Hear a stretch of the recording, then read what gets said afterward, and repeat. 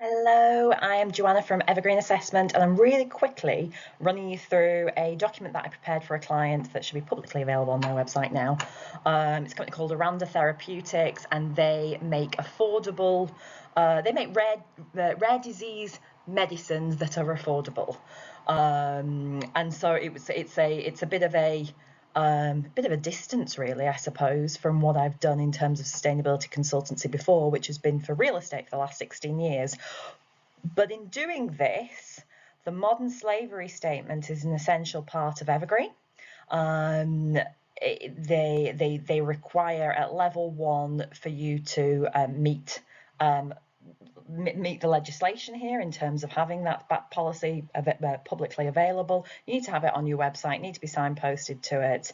And I compiled this, and as I compiled this, I got a little bit embarrassed in the sense that I have been working in sustainability for a long time, and yet I've never really owned this document. Every company that I've worked with have got these. They're usually just these kind of crappy one-page PDFs or web copy or something on the web text.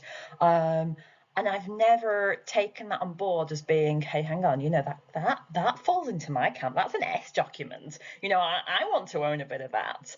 And now I really feel that it's an important piece. So if you are a head of sustainability, if you're a sustainability consultant, you should have a good awareness of this, and it should be just there. It should be there in your periphery, yeah? Don't let it just kind of negligently go away and think, oh, that's a HR document. Pull it a little bit. It sits in between you and HR. It absolutely does. It's the same with like a fleet policy. The fleet policy sits between you and the fleet manager.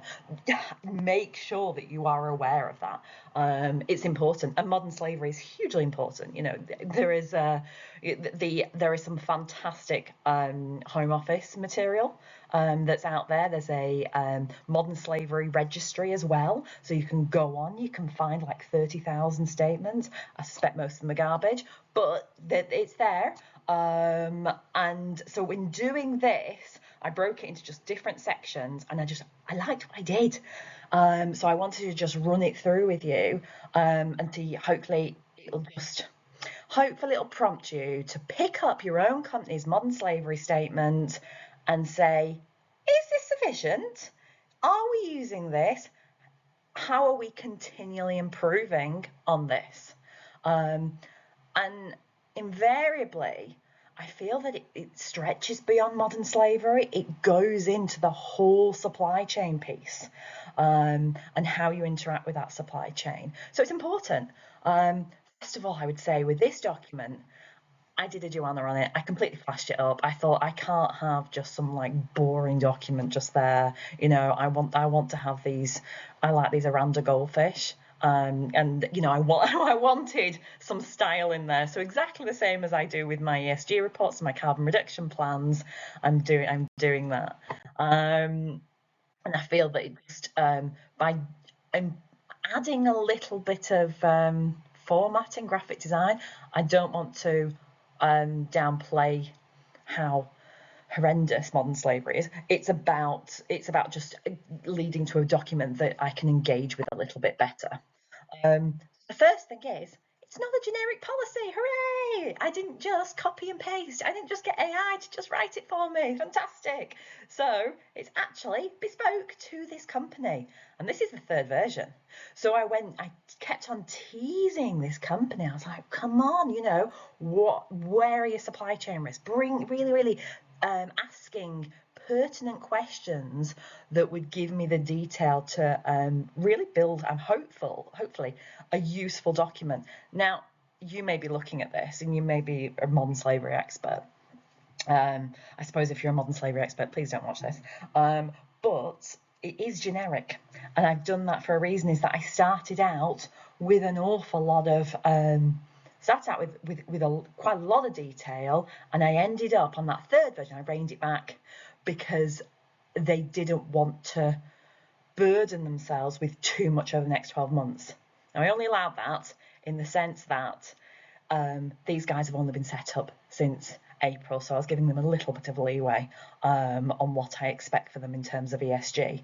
And so they wanted something that is just proportional and relevant, and not too onerous. I've got to be honest with you, it's got to be right for the scale, and and so I liked the fact though that I still was able to bring that detail about what this company does into this document.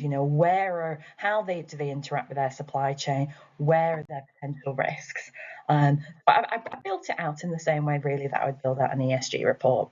So I went into their supply chain. Now I know loads of people have got really, really complicated supply chains, so it's really difficult. You can't just have a list of every single supplier in one of these documents, and they're complex, hugely complex.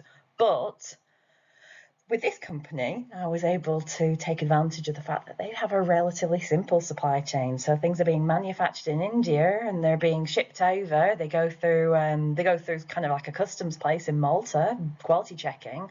All the logistics is sorted out by a place in Ireland, and then brought into the UK and into the NHS supply chain. So using that quite simple supply chain, I was able to take a lens more carefully at those risks that were posed in there.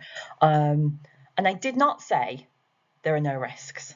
I don't want any policy to say that there are no risks. I think that is really, that's not good practice. And that comes from me, who, if I was doing this for my business, would I say that there are no risks?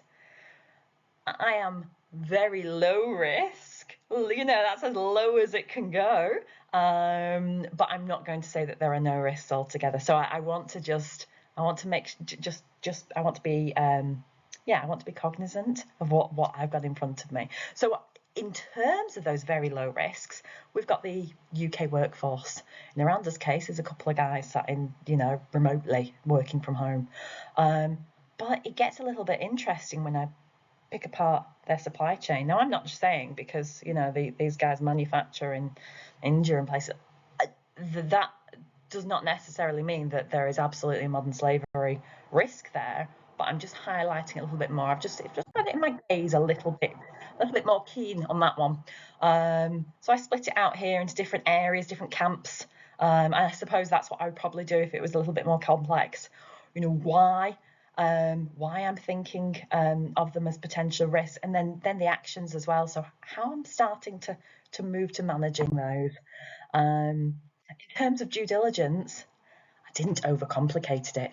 I did at first, obviously. I went, to town and started thinking about supplier code of conducts and expectations and all wonderful things like that. But I reined myself back and I was like, actually, let's simplify this. Let's just identify who our suppliers are. Let's prioritize them in terms of risk. Let's request a little bit more information out of them, review it, and then engage with them to improve. And for where this business is at, that makes sense. But your business might be far more mature than that. But I come back to saying that the sustainability lead should have some good awareness of this. If it sits with procurement, go and sit next to them, go and pal up with them, go and really start to interrogate it. You should have an awareness of this. And I technical mentor, I've said this before, numerous different heads of sustainability, and I've been pushing their buttons over the last couple of weeks since I've done this document, trying to find out how they understand their supply chain and how they are managing their risk, because they're really distracted a lot of the time with carbon reporting, I'll be honest with you.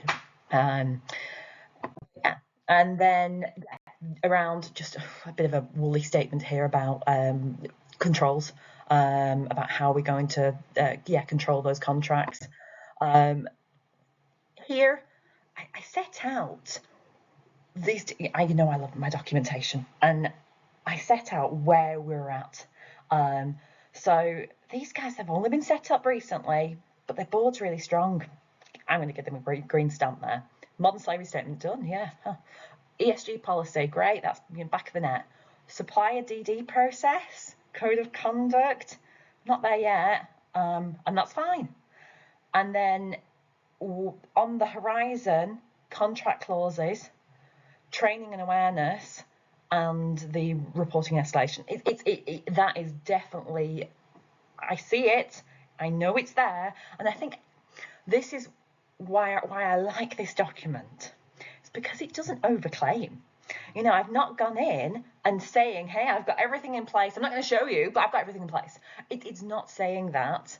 It's being really comfortable with where it is, bearing in mind that it's a small company that's just set up. And then here I had this beautiful little table that was inserted in this slide. I didn't have the woman looking at the sun, and it said training, and it had a list of different stakeholder groups and how they were going to train them. And I just revoked it. I revoked it a version down the line, and I thought this is committing too much. And I need to be very careful with Aranda with where they're actually at and at their scale.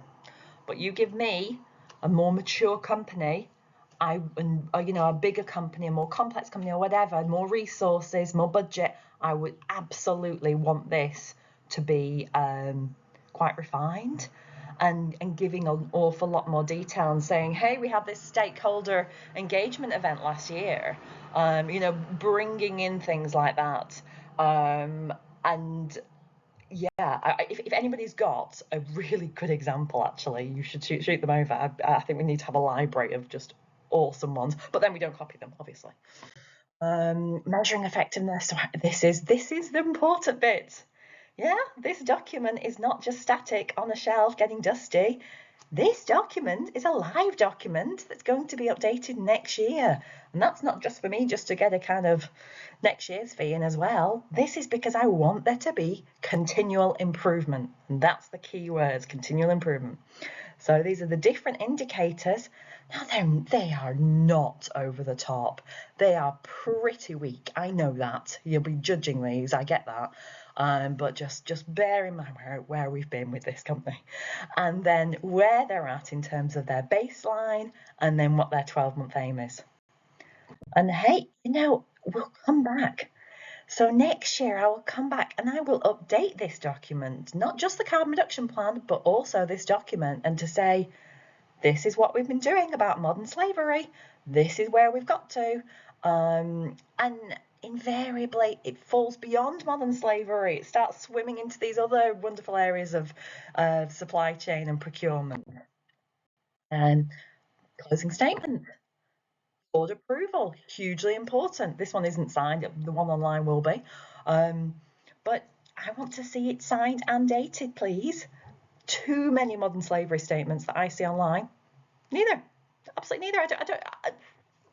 I'm lost for words. And then I closed it off there. So I would please just pick up what your company are currently producing. There is tons of really good guidance and great videos on the Home Office website and in other official government source places. Be very aware of the legislation piece. So even if you're not doing Evergreen, what is that trigger point when you have to complete a modern slavery statement? What line is that? That should be on your legal register. You should have a good control over that. And just, make this document alive and useful, a fit for purpose. Best of luck. Bye.